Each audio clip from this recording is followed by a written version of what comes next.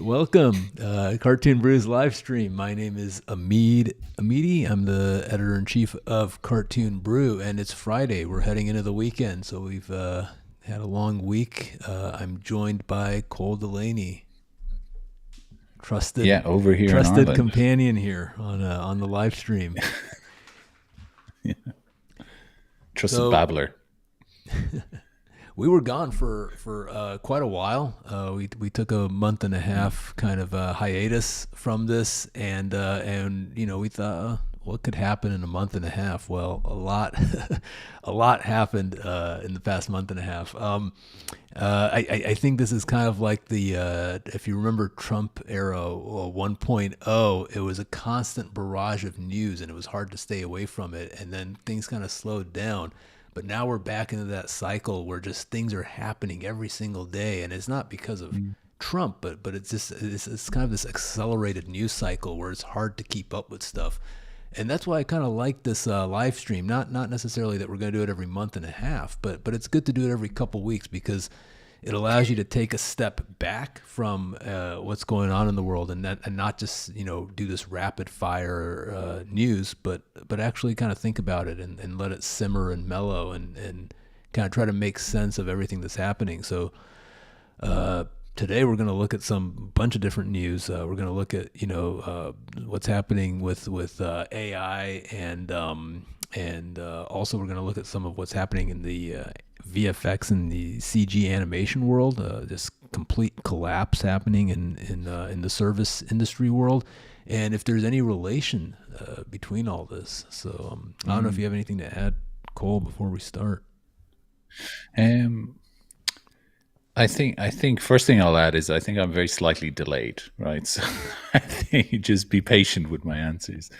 But yeah, there's so much. It is really hard to keep on top of, right? That's just kind of the speed as to which things are happening nowadays. It's kind of what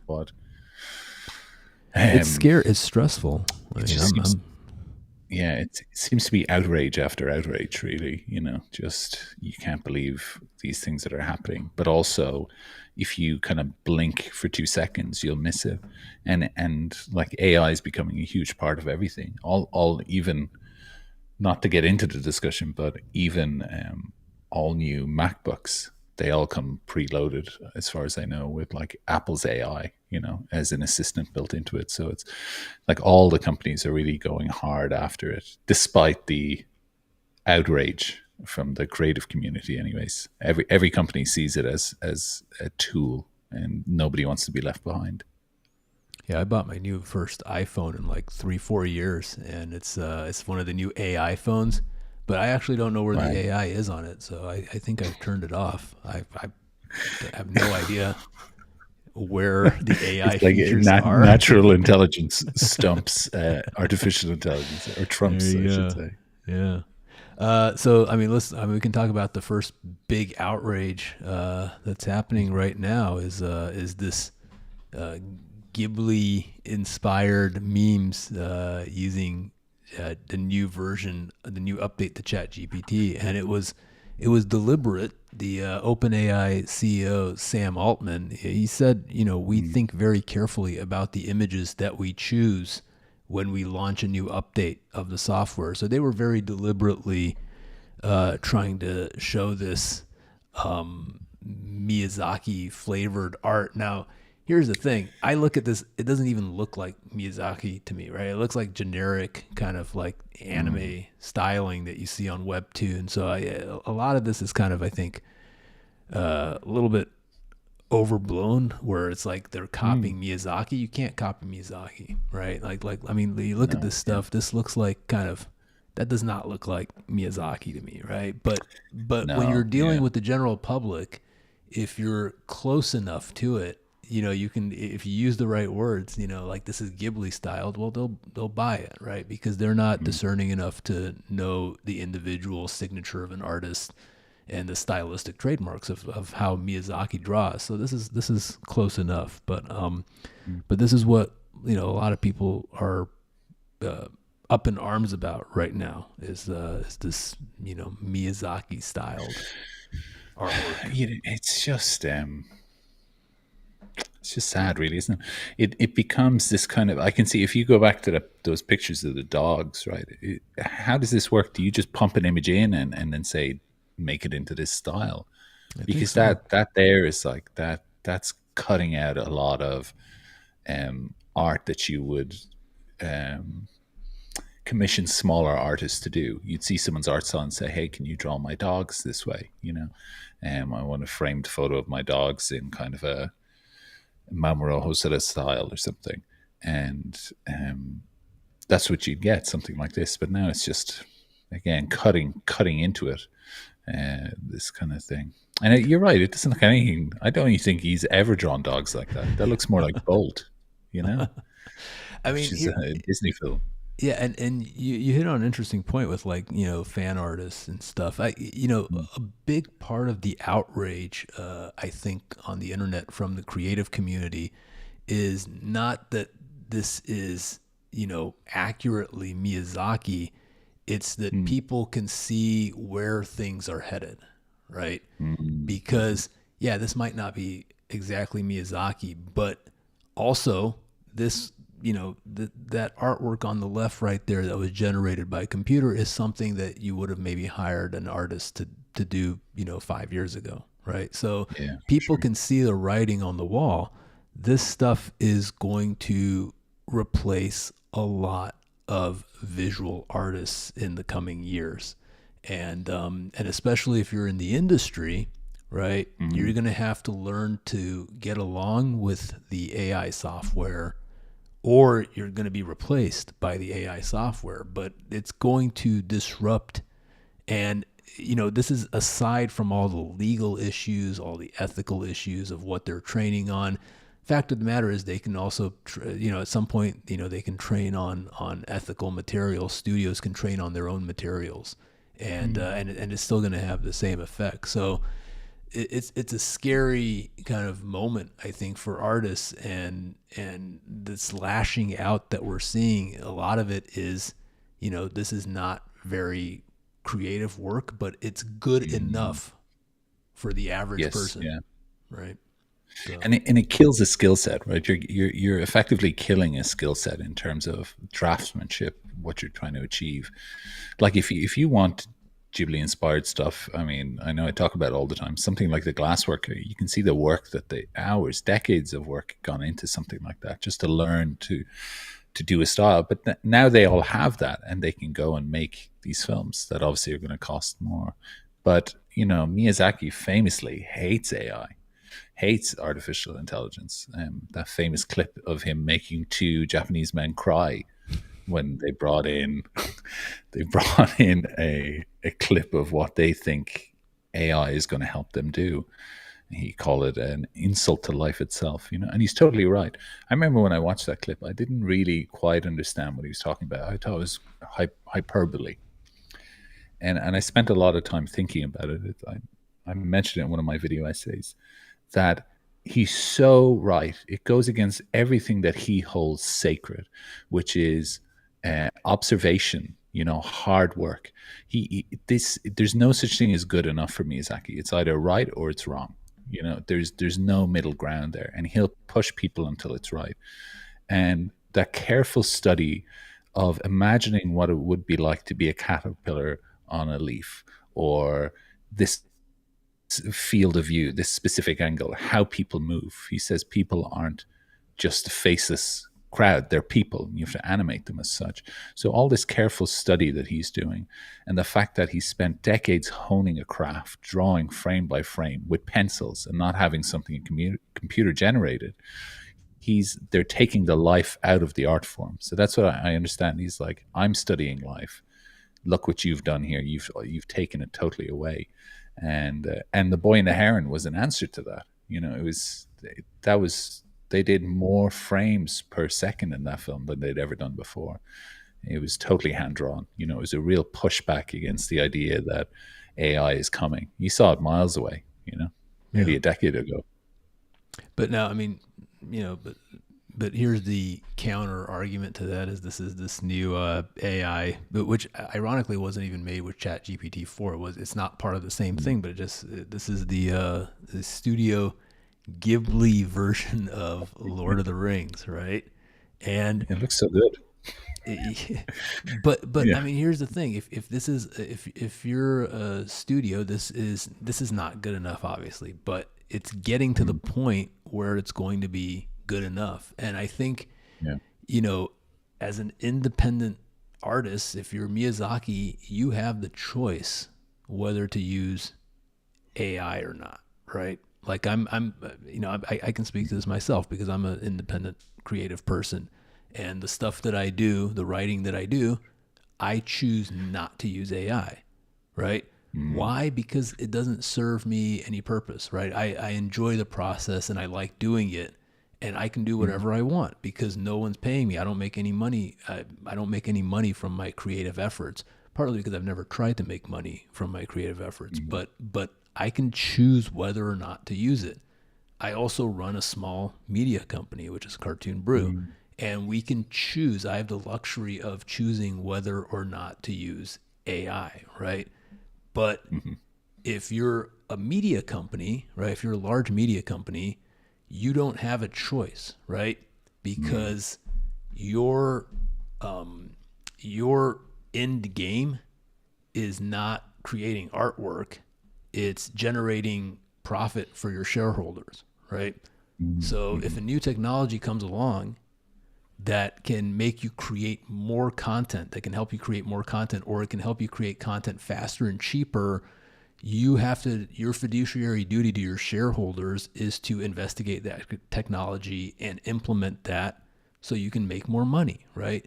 Yeah, I mm, mean, media companies, a lot of people are confused. They're like, when they create animation, they're like, oh, they're creating, art. And that's not what media companies do. The only thing that mhm. media companies create is value for their shareholders, right? Yes. Yeah. And the content that they create is a byproduct of that. But the content is not the thing, right? So they're just looking Mhm. for the cheapest, fastest way that they can create this content, right? So I mean, it's Yeah. very easy to see how this is like this trailer here. It's kind of crap, right? But but but 5 years from now, it's not going to be crap, and it's going to No. Yeah. require, perhaps a lot fewer creative workers to do this kind of work. So It's like limited animation when TV first came around. I mean, you look at mhm, that compared to theatrical, it was just so crap. yeah, Some of them were just still frames, but that's what they did, and you saw great innovation in that space then using those tools. So I'd be curious to see how this goes. I just know that it it's pushing down skill level. That's basically what would happen, right? It takes far less time. I mean, some of the shots in this, okay, we're talking about it being crap, but they're certainly good enough for like that talking head there, that tilt. That's enough for okay, for this scene, we're going to do the lip sync to AI is going to generate it for us, and that's going to save us 5 minutes of footage for this whole episode. And that's a huge saving for a company. yeah. So you can see it really pushing there. And it's not even necessarily like the entire part of the process has to be done with AI, right? Like, I mean, I know Mm, like on in terms of editing, like there's software right now that can do cut downs of huge amounts of footage and kind of give you a basis to work on.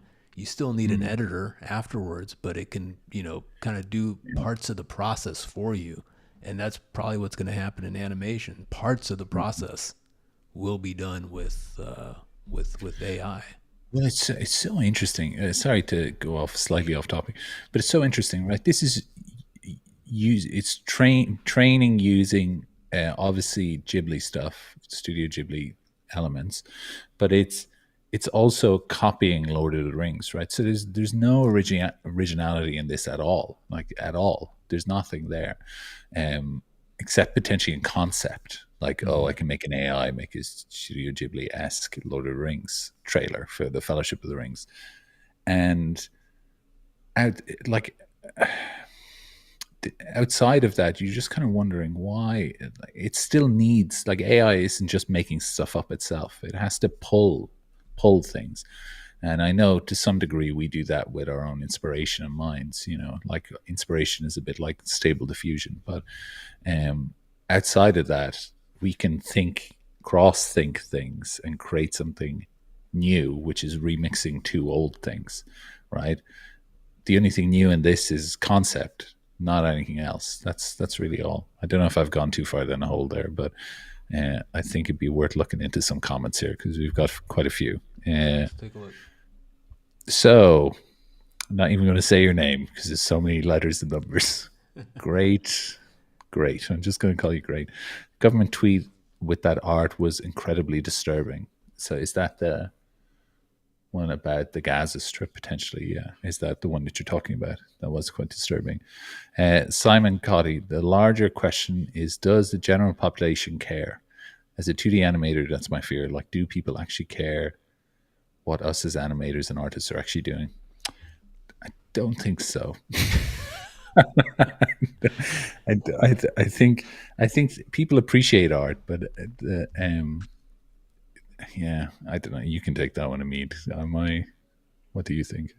Yeah, no, people don't care. But I mean, here's the thing, though, right? Like, I'm a writer myself, right? Mm, And I don't care what other people think or not. I'm going to keep doing what I want to do. mm. Now, does that mean I'm going to make a living from it? Maybe not, right? But Let's see when this Ward Kimball book comes out. He could be multi-thousandaire.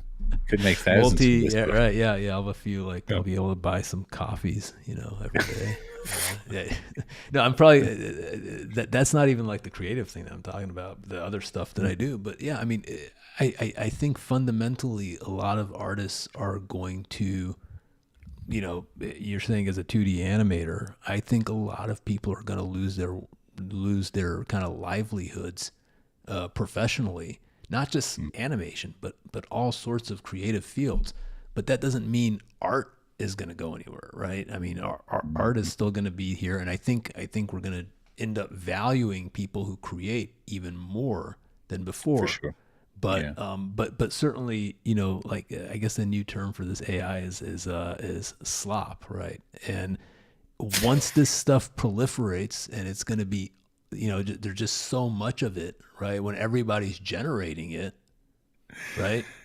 Where I mean, it's going to devalue itself at a certain point, and Yes. so Yes. I don't Yeah. know, you know, That's a whether really that interesting. means Yeah. people will suddenly start appreciating artists more. Unlikely, right? Mm. But Well, there's going to you be great can see the value. pattern.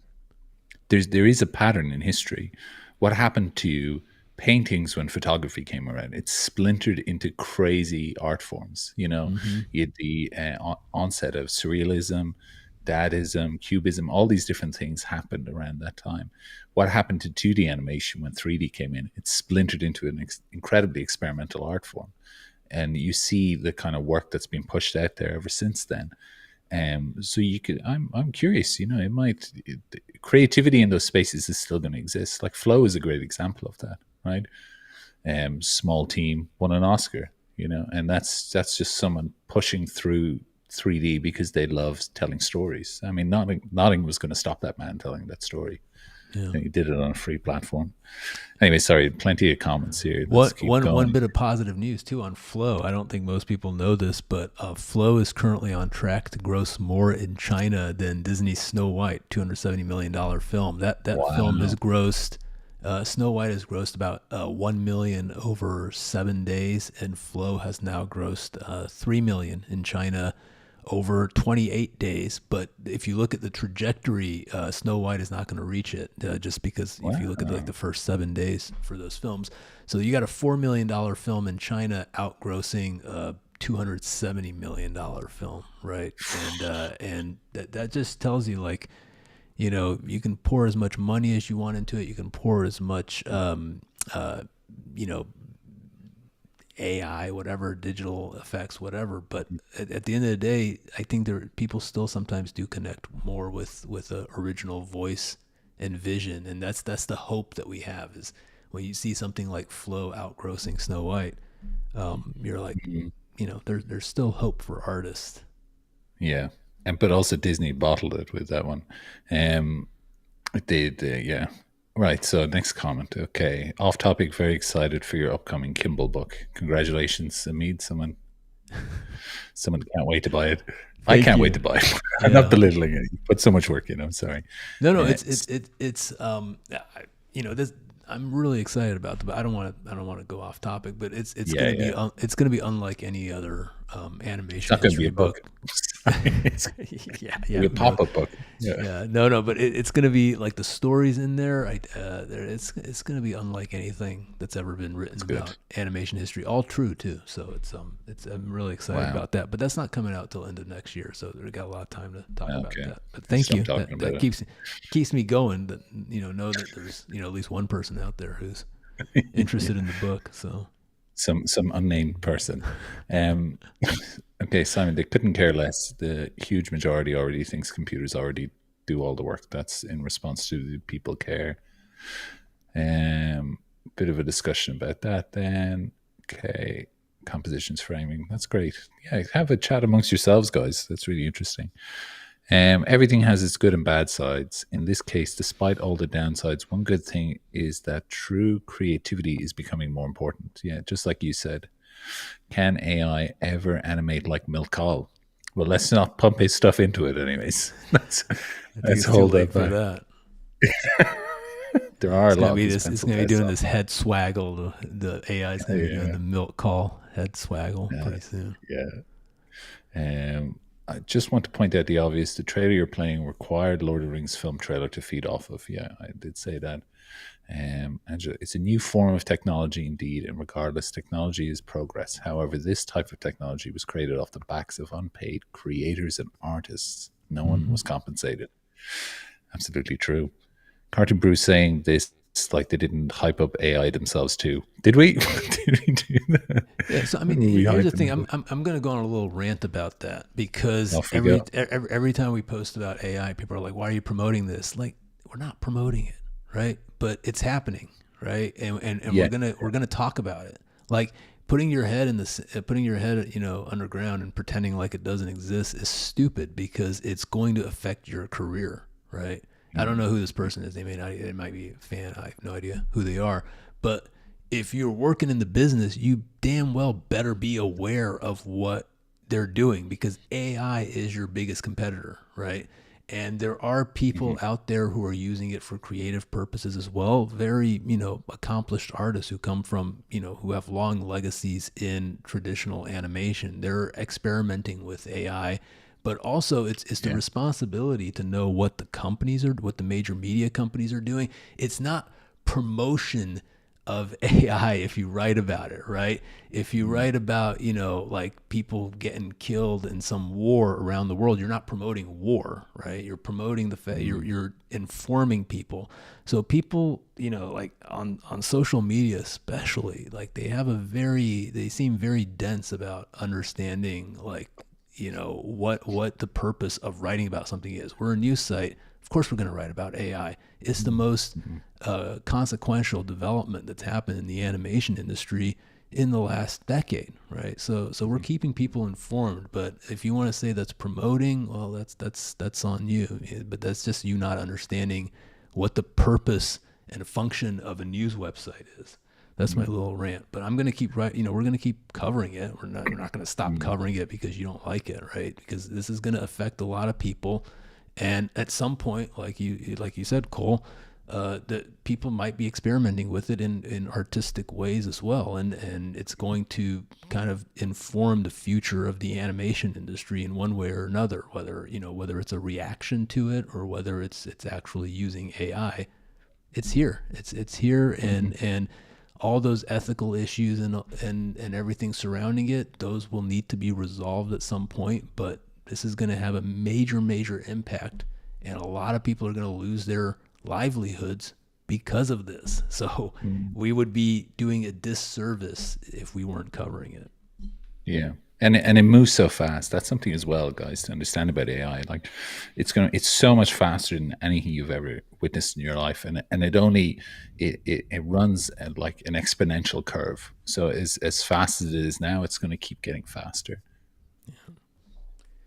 Yeah, Joe there, one of our contributors, good rant. He wrote a Yeah. fantastic piece on Animage, which is kind of a new, Oh, I know them. Yes. Yeah. Yeah. yeah, it's a new tool that's out there. That not only are they developing the software, but they're buying the IP. They bought Pocoyo, which is a major Mm. preschool series, and they're using that as their platform to kind of experiment with it. But their tool is interesting because it's all trained on their own internal models, and basically you draw 2D and it turns it into a 3D model. But then the motion behind it, each character has its own training. So it not only just does motion, but it does motion in the style of movement for that character. That's at least their goal. That's what they're trying to get to. I don't know if they're going to get there, anytime, soon, but that's their ultimate intent, and they're well funded. And anyway, Joe wrote that, so it was a great Yeah, piece. thanks, Joe. Don't forget to ask for a raise, Joe. What's next? Never mind. I'm never going to compliment you, Cole. Then. Yeah, please do.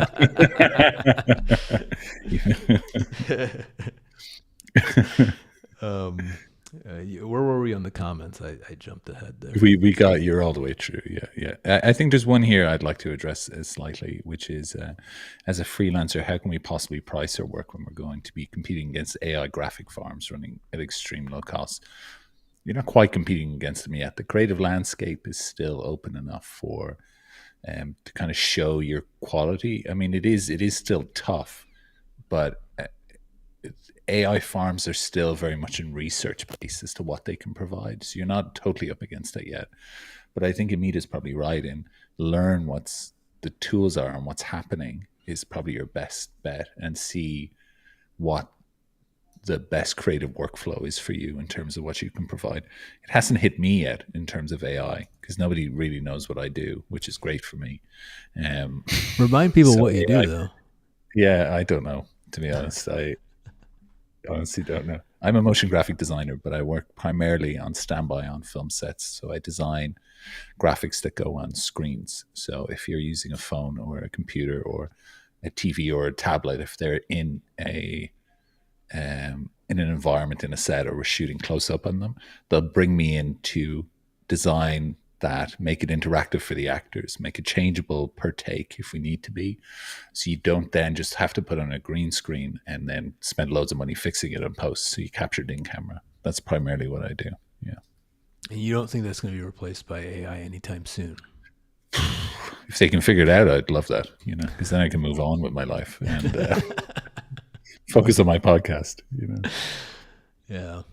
Yeah, I mean, there's there's a lot of niches in the film production that I don't see being replaced by AI anytime soon, right? And even if it is implemented, it's not going to completely take you out of the picture. It's still going to require a lot of human engagement with the material. So you might have processes that make your work faster, but yeah, I mean, I can't imagine what you do being 100% replaced by AI in the next 10 years. Yeah, it can't, because I have to, for what I do, it can't, because I'm on set discussing things with directors and making changes live. You can't, like an AI can't be in the cloud somewhere doing that. It needs this constant human interaction and understanding how directors work, where the camera's going, how the actors work, where they thumb their thumbs to press things. There's a lot of human interaction. If AI catches up, that's great. But anyway, sorry, I'm going on. Yeah. Well, let's move on. I mean, we've the other big issue that I wanted to talk about is this kind of implosion that we've had in the animation industry over the past month and a half. Literally, we were gone, like the last one was in early February, and nothing had happened yet. And then suddenly, like in the course of a month, we had Technicolor completely implode. And Technicolor owns, like they own Micros Animation and MPC. And I want to say, what was the other one? It's not Method, is it? No, it's not Method. What was the other thing that they owned? Anyway, they own a bunch. The Mill. I'm sorry, the Mill, yeah. Blanked there for a second. So like no one goes. MPC is a behemoth, right? Like no one could ever imagine like this company. They were like the largest visual effects provider and no one could imagine this company going under. And not only did it wasn't like a slow decline, it was just like suddenly, like overnight, we don't exist anymore, right? And then concurrently with that, you had On Animation, which really wasn't, like they didn't have a pipe. They were kind of slowly shutting down, but they were a huge part of Montreal's animation scene, and now they're no longer. And then in the UK and India, you had Jellyfish Pictures. They suddenly collapsed as well, right? And that was, they were employing, at some point they were employing, hundreds, if not close to a Yeah. thousand people between their studios. So I don't, In Ireland, actually, sorry, I mean, there was one company yeah. called Windmill Lane who provided a lot of post stuff as well. They just suddenly shut When was as that? well. Recently? Yeah, very recent, around the same time as well. You know, Wow. Yeah, I mean, it's let me double happening, check. and Anyways, yeah, yeah, and so this is happening, and no one wants to say, like, this is related, because it's not related. But what we're seeing is just general instability and disruption happening right now in Hollywood. And one of the things that kind of stuck out to me is why are all these studios closing? Well, first of all, it's because films aren't being made right now, right? Hollywood has cut back a lot on production. Part of it was because of the strikes, and the actors and the writer strikes, but also COVID. I mean, they're saying it's all a perfect storm. When the Jellyfish Pictures guy closed, he attributed it to COVID, global economic turmoil, industrial action, mm, which is strikes, and the content wars, right? Whatever that means, right? But I mean, the reasons, it's like a perfect storm that's happening right mm, now. And I think you work on a lot of this streaming stuff, so you can maybe in Ireland it's things are a little more active, but I think it's because a lot of the work has shifted there. But I think yeah. overall they're making less, right? I don't know. I, I, I it's strange because for us, we've never been busier actually over the last 2 years, and even this upcoming year is still very busy. All the projects that are lined up to come in, like even right now, I'm working on a film with Blumhouse, and for I think is it Universal. I'm not sure who the head studio is. Anyways, It the kind is, of really yeah, yeah. They're connected to Universal. Yeah, okay Universal. It makes sense based on what we're working on. But I have a feeling. I think for me, what struck out the keywords there is content wars, right, or streaming wars, or whatever it was. Because my instinct, and I could be totally wrong on this, so don't take this as gospel, but these studios, it's a race to the bottom for them constantly. They're always trying to outbid each other. But when they get a big project, they need a huge amount of people over it to kind of sustain that. So they hire on loads of people, but then they need another big project to go and sustain themselves. And they constantly need these big projects.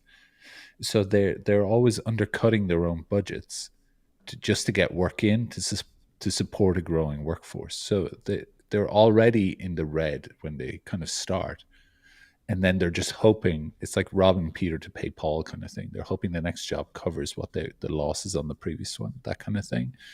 And um, it's because it suits studios to go for cheaper visual effects, and you see that. Like, I mean, there's a huge pushback in all the Marvel stuff currently because of how poor the visual effects are, and that's not due to a lack of skill, but it's down to a lack of time. Saying, okay, that's good enough. Let's go on. Let's keep it going. And you think that when it's the busiest, these studios are actually being incredibly cheap still. Like the stuff that's come into us, even though there's work, they're not tremendously high budget. They're stepped down, but we can hit that. We can do that. Whereas visual effects studios, they're constantly at war with each other, trying to undercut each other and racing, driving the price down constantly, constantly, constantly. So when you get big bloated studios like MPC, if they're not getting the projects in that they need, and of course it's going to collapse like a house of cards. Whereas newer studios can pop up with 8 people and take on the same amount of work that MPC should have taken, but they can charge less because they have lesser people. That's kind of what my instinct would be in something like this. Whereas now you're starting to see the effects of the budgets reducing on things. And people aren't really going to watch stuff as much as well, are they? What's the kind of general profits in Yeah. theaters. I Wrong on mean, that? but part of the problem is this Hollywood model of spending, tens of millions of dollars on projects, or hundreds of millions of Mm. dollars. What Netflix just spent 300 million on that video game adaptation. What was it? Something State. Oh, Uh, Arcane. no. The this live action thing, the Russo brothers film.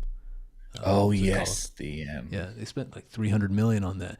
But that's not really sustainable for even spending tens of millions isn't sustainable, because there's this study that came out, the Deloitte study, which is their digital media trend survey, and the biggest finding on this was that Gen Z, they find social media content and user generated content more relevant than traditional TV, movies, and shows. And they feel a stronger connection to social media creators than they do to actors and actors in film and TV, right? So this Mm. whole, what we're seeing is like this new generation doesn't even engage with the Hollywood content in the same way. So that you have these studios that are spending more and more money, with bloated budgets, spending, tens of millions of dollars to create this.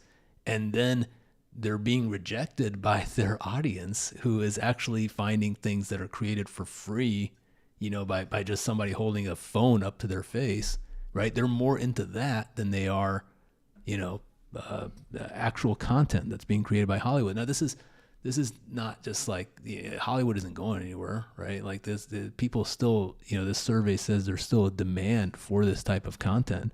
But like, I mean, you look at this. Where was this chart right here? I don't know Mm. how we can show this chart, but I thought it was really interesting. Um, you have Gen Z, which is this newer generation, and they are consuming more content, 6.9 hours a day of content, Mhm. but they're watching less TV shows and movies on streaming services than they are actually engaging with online content.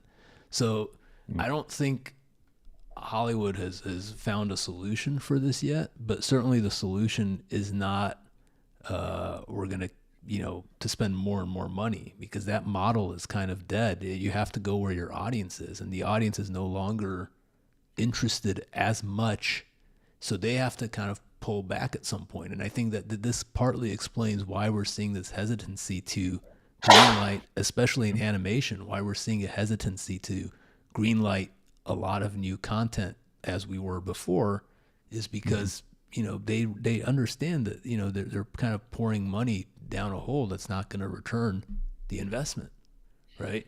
And then Mm. on top of that, I think a lot of studios are kind of just, they're waiting on the sidelines to see how AI is going to, how it's going to be implemented into their pipeline. It's not going to replace, obviously, everything, but it's going to be replace various parts of the pipeline.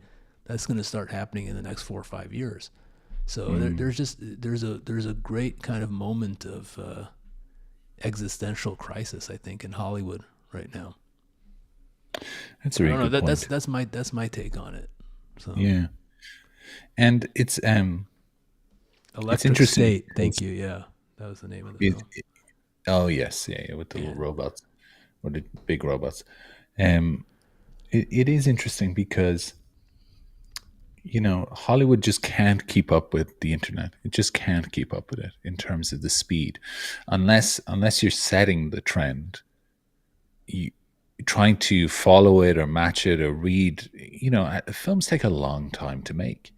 And they take a long time to write. They take a long time to get greenlit. They take less time to shoot, but they take a long time to edit. And so you're looking at maybe at minimum 2 years of a development pipeline, where the world has moved on far further than where you were 2 years ago. If you're trying to be, on a trend, and unless you kind of forget about all that and are just like, we want to tell this story because we believe in this story, you're never going to catch that. You're never gonna, whereas content creators, they can just get it. It's the kind of South Park syndrome. South Park can just pump stuff out and they're on trend every time because their pipeline is so fast.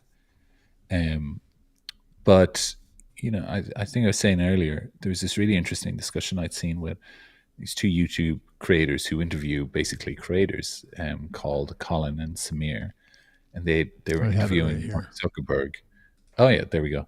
Um, and Mr. Beast, on a podcast, and he's talking about retooling Facebook and adding. He's got this whole retooling plan for what Facebook will be, because he's aware of how social media sites are no longer an aspect of being social. It's more just like algorithms driving content to it. So he's trying to create it for a platform where people gather again. But at the same time, he's aware that nobody thinks about Facebook in terms of posting content as a first place. It's not their home. Most people post this Instagram or they post to YouTube. And he's aware of this kind of thing. So these huge tech companies are now starting to think and prioritize content creators as what their next kind of wave, their next push being, which means that they're quicker on the mark than Hollywood is. Way So, quicker, because Hollywood is just a bloated model of what it needs to be. It was an interesting interview, I will say. yeah, I'm gonna watch this afterwards. I mean, one of the I think one of the great kind of disasters of Hollywood trying to understand what's happening with this new era was Jeffrey Katzenberg's Quibi, where he's like, I'm gonna create short form content, but I'm gonna hire, I'm gonna do it the old Hollywood way by hiring actors and having crazy budgets and spending hundreds of millions of dollars to create this.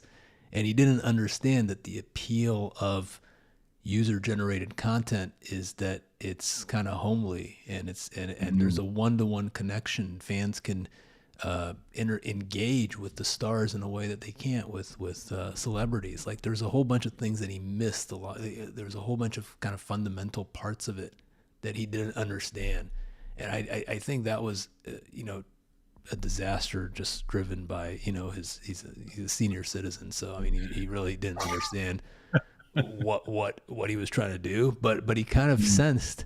But you got to hand it to him that he sensed that there was something going on and that Hollywood needed to change. He just didn't understand.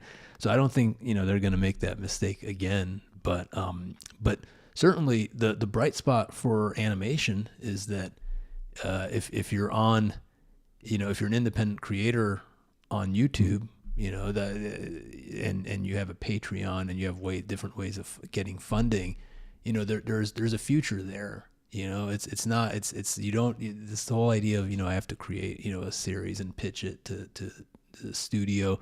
That whole era is kind of over. A lot of people still a lot of older people still do that, but really the way you connect is to just create your own content with animation, and the tools now are there to enable you to do it more quickly as well. And you Yeah, can build a following, but also I think the era of having big hits is over. We've entered this niche era of you might find 5,000 fans for your animated project, 10,000 fans, but you're never going to be entirely you know that broad mainstream success. That whole era is kind of mm, over. Like even like Has Been Hotel, it's huge success story online, but it's still niche. Most ask an average American, and they don't know what the heck yeah, yeah. Has Been Hotel is, right? So it's no longer that era of Hollywood glitz and glamour where tens of millions of people know who you are. Now it's just how can independent creators create a sustainable living for themselves through having Mm. a niche audience. And Um, it's proven, right? It's so proven because it works.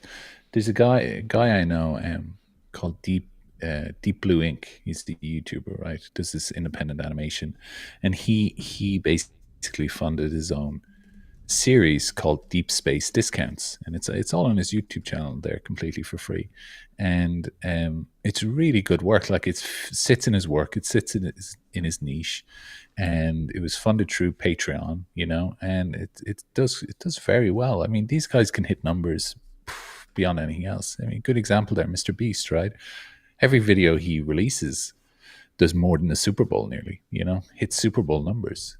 So, now he's obviously a huge creator, but if you're looking at the trends on the kind of chart that you had up there, like boomers, it said there, Yeah. spend 2.1 of their hours on TV shows, whereas Gen Z is zero point 0.8, right? So that's, you're already below 50% of what you're spending your time on.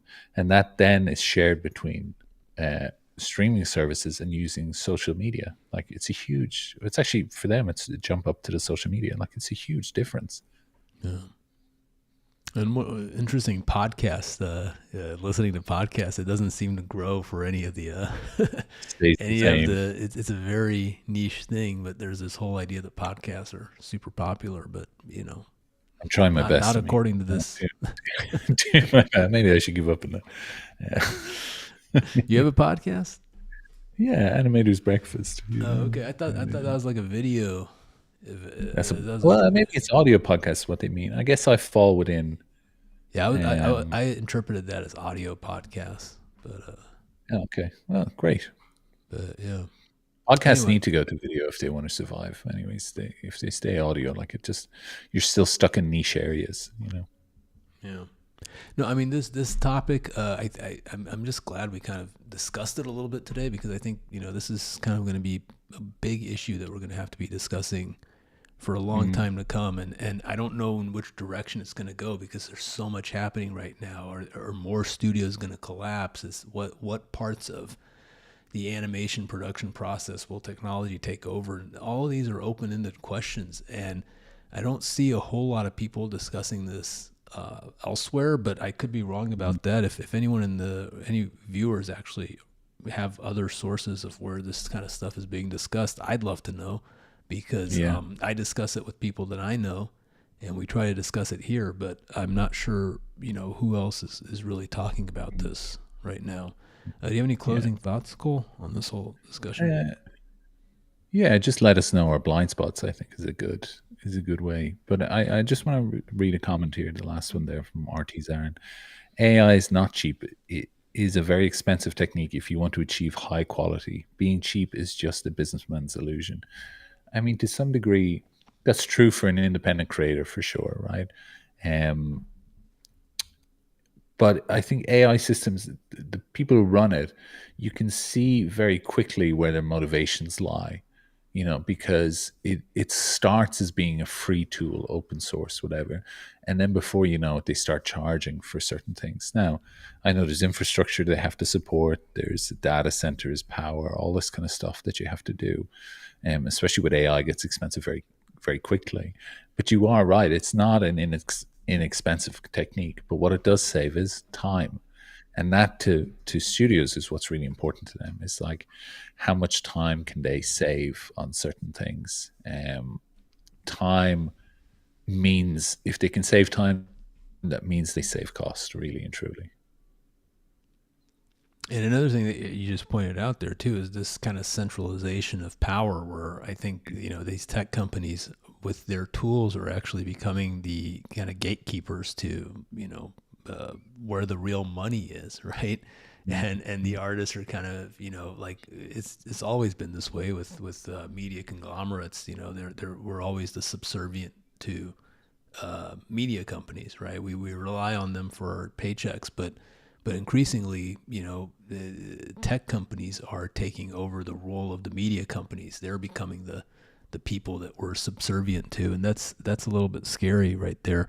But I think Mm. in closing, I wanted to mention, this is related to that, is that in the Mm. past few weeks, a lot of the Toon Boom, first of all, announced that they're introducing a suite of AI powered tools for Storyboard Pro and Harmony, right? Hmm. And we actually Yeah. had the exclusive on that announcement.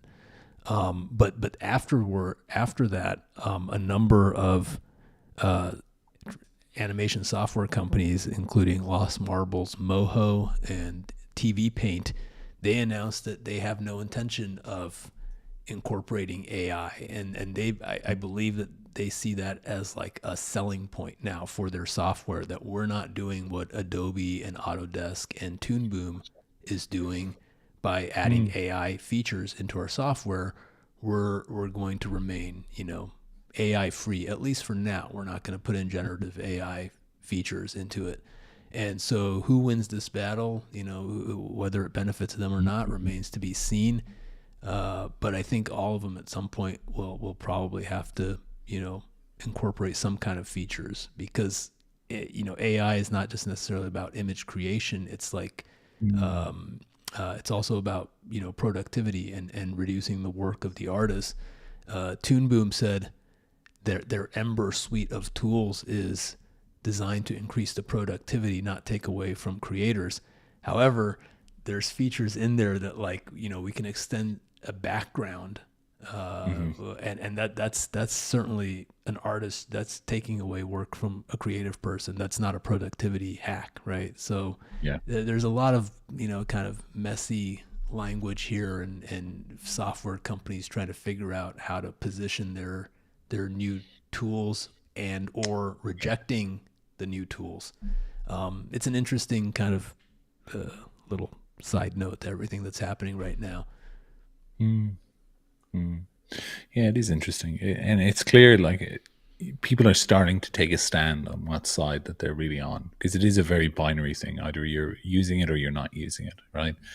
I think didn't we talk about Pete Docter was talking about it in Oh terms yeah, of you're could be right. a game Yeah, changer, you know. yeah. So there's so much that could be happening. We should have brought that up. I totally forgot about that.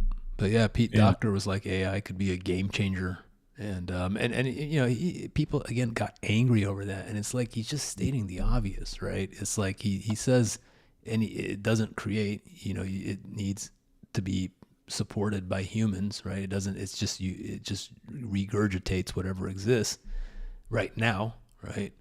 But people got angry at Pete Docter for, like, stating a very obvious point, and Yeah. also it's his, again. Pete Docter's in a different position than an independent artist. His job is not to create art. His job is No. to create content that creates shareholder value for Disney stockholders, right? So Mhm. he has to recognize AI's role as Mhm. something that could generate more content for Pixar, and or reduce the cost of production, and make things faster, right? Like that's part of his job, because he is not he's creating content for a major corporation, right? And he Mhm. has a responsibility to shareholders. So like this is not, a lot of people like to think, oh, all animation is art. It's not. A lot of it is just, this is, you're creating content to keep, generate revenue for studios. So Yeah. yeah, I mean, and he stated the obvious, and people got angry about that. So I don't know how to, I don't know. Yeah, I think one last point I'd like to say is when we talk about AI, especially in the animation artistic world, we focus very much on one aspect of it, which you rightly said, which is the kind of the generation that it does in terms of creating images and creating animated, if you could call it that, moving images, right? And it does so much more than that, right? And I think as well, when studios are releasing these statements, that's where you have to be very careful as to what they're talking about in terms of their tools. Are they bringing them in to optimize their workflows in terms of back end stuff that helps the artist create, or are they bringing it in to replace artistic processes, parts of the pipeline? Because they look at the pipeline, they say, okay, here, the rendering, if we lose this much time, or we can optimize the render for this much, and AI can go in and figure that out. That's a totally different thing. That's where it's very helpful. But when it comes to actual getting in the way of human processes and putting human stamps on things, that's very different. So it is interesting to see that TV Paint are like, no, we're not gonna use any features at all, which is totally fine. They're loads of people love them. Every hand-drawn painter I know uses hand-drawn painter. What is that phrase? Hand-drawn digital artist uses it, and people like Aaron Blaze, they love TV Paint. All the studio, the cartoon salooners, they all love Moho. Yeah, yeah, yeah. And Moho and Cell Action, a British software, they were both a bit more cushioned in their statements, where they are like, we're not currently planning to implement any. Or Cell Action was like, what did they say? They said, they're not going to implement AI unless it is trained ethically. So like they're kind of leaving They the are going door to do open. it. Yeah. I'm sorry. Yeah, but my point is I think a lot of these software will eventually, move in, offer AI features. I think one reason a lot of them aren't is because they're smaller developers and they may just not have the resources to invest in AI development right now. But in any case, they're taking advantage of it, and yeah. So we should mention that earlier a couple weeks ago was our 21st anniversary, so we got to update the 20 years of news and insights. Yeah, It's congratulations. yeah, 21, you can 21. drink in America now. Yeah. Yeah. We've achieved the pinnacle there. So You've raised the child. Let it out to the world now. Let it go free. anyway, thank you for joining us. Hope everyone has a great weekend. One bit of good news: Common Side Effects just got renewed for a second season today, so that's really exciting. The season finales this weekend. That's one of my favorite shows, animated ever. So, I'm really that's like one of the few bits of good news that we've had. Also, Mikros Animation was purchased by Rodeo Effects in bankruptcy court, so Mikros is going to continue as well. So there's been a few bits of good news, and we cover all this on Cartoon Brew, so it's Yeah. not all negative out there, but there's certainly a lot to We think just don't about. talk about it in the live stream. Yeah. Hey, Cole, have a great weekend, everyone. Thank you so much for too. joining us, and we'll be back in 2 weeks, probably with a guest next time. Cool. Thank you, guys.